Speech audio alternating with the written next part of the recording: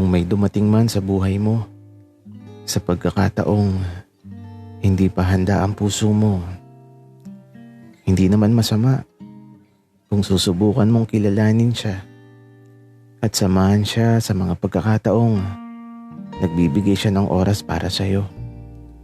Malay mo at tamang panahon na pala. Malay mo kung siya na pala ang sadyang nakalaan para sa'yo.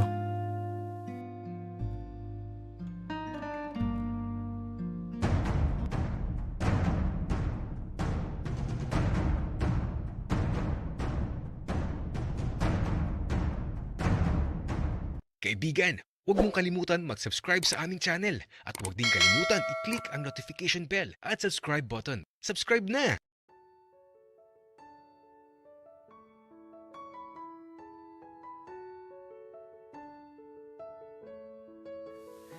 Nang maihatid ko si Eman, hindi na ako nagsayang ng panahon. Umalis na ako kaagad upang puntahan siya sa kanila. Isang mahaba at nakakapagod na paglalakbay. Pero wala akong pakialam kahit gaano man kalayo si Eman. Alam ko naman na makakarating ako sa patutunguhan ko. Sa bawat sandaling lumilipas, siya lang ang nasa isip ko. Basta, si Eman lang ang tanging iniisip ko. Na kahit sa pagtulog ko, laman pa din siya ng panaginip ko. Nang makarating ako sa lugar kung saan naka-address si Eman, medyo nahirapan ako mahanap kung nasaan ang bahay nila. Dikit-dikit kasi yung mga bahay dito. Makaluma na parang panahon pa ng mga Kastila. Pero teka, nasaan ba ang bahay nila Eman? Kaya ito, nagtatanong-tanong ako. Kaya lang, bakit ba napakahirap mahanap ng bahay nila Eman? Parang hindi siya kilala dito.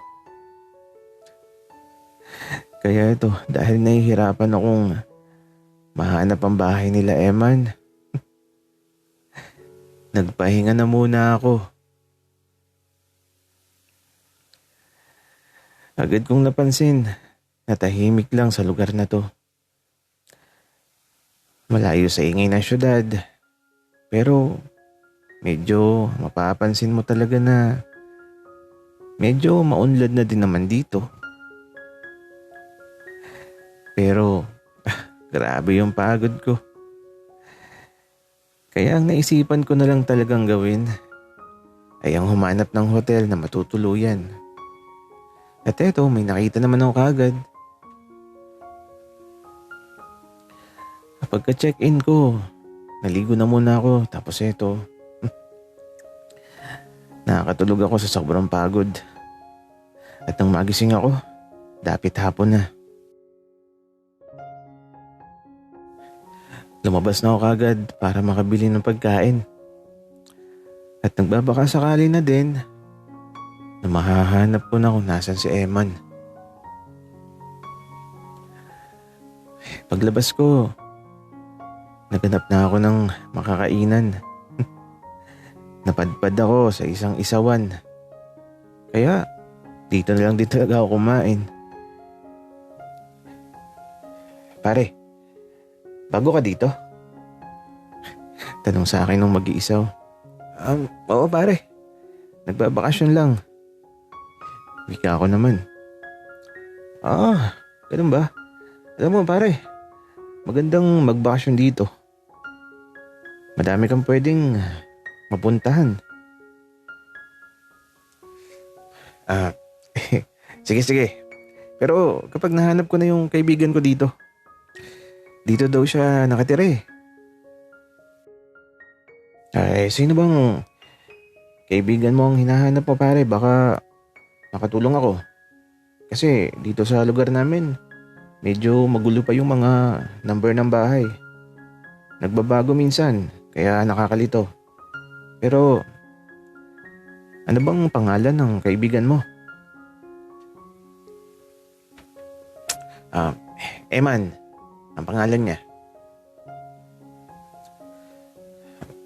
Teka lang. Eman? Parang wala akong kakilalang Eman dito. Ang kakilala ko na Eman, bata pa. Ganun ba? Wika ako. Tapos, naisip ko bigla na kung 2025 sa panahon ni Eman, baka bata pa siya sa panahon na to. Lah, yari tayo niyan. Oh, ayan na si Eman. Mukhang bibili pa ata ng ulam nila ng papa niya. Napalingon ako sa lugar kung saan nakatingin yung nagtitinda ng isaw. At nang makita ko yung Eman na bata na tinutukoy niya, hindi ako pwedeng magkamali. Si Eman talaga to. Ang batang ito na papalapit dito. At nung makalapit na siya, Kuya, 2 barbecue nga po. At saka, kuya, 2 paa po at 2 ulo ng manok. At maanghang na suka po.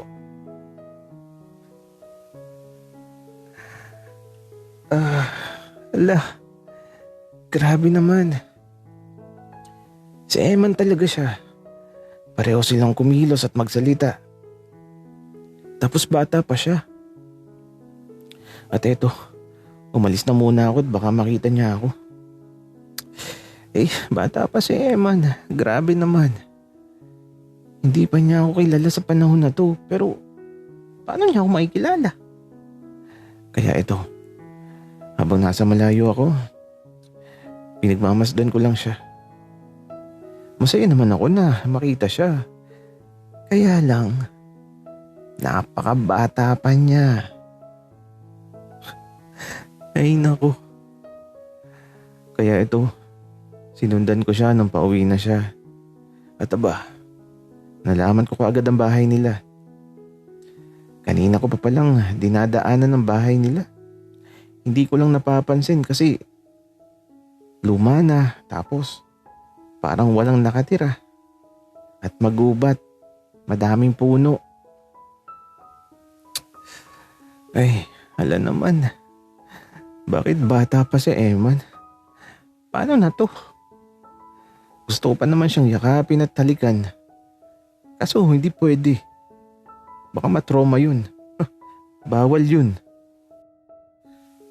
Kaya eto, ang naisip ko na lang ay ang maghintay sa tamang panahon. Pero lagi akong babalik sa lugar na to para makita siya palagi. At para masubaybayan ko siya. Ang mahalaga ngayon, alam ko na kung saan ko siya makikita. Kaya ito, umuwi na muna ako. At sa pagsapit ng kinabukasan,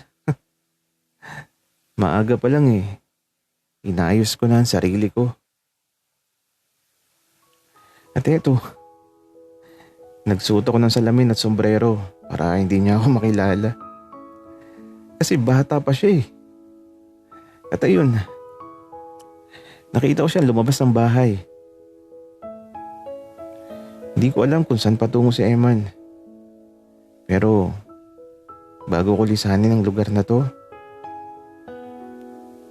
gusto kong pasayahin siya.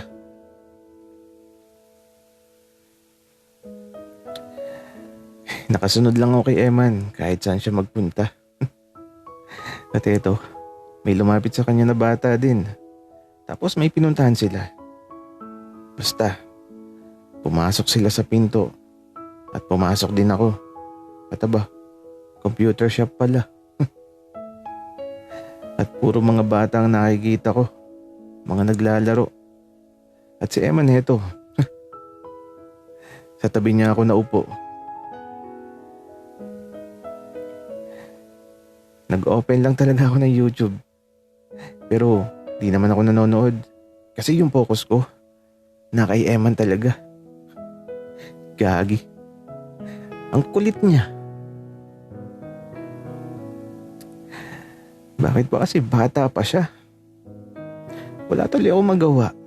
Kaya ito, magkatabi lang kami sa upuan. Ang hindi niya alam, makikilala niya ako soon. Pero may naisip akong gawin na kahit di niya ako kilala sa panahon na to, pasasayahin ko na siya sa mga bagay na gagawin ko. Aalis na muna ako. At gusto ko pag uwi niya sa bahay nila ay maging masaya siya. Yun lang ang tanging magagawa ko habang naghihintay sa tamang panahon.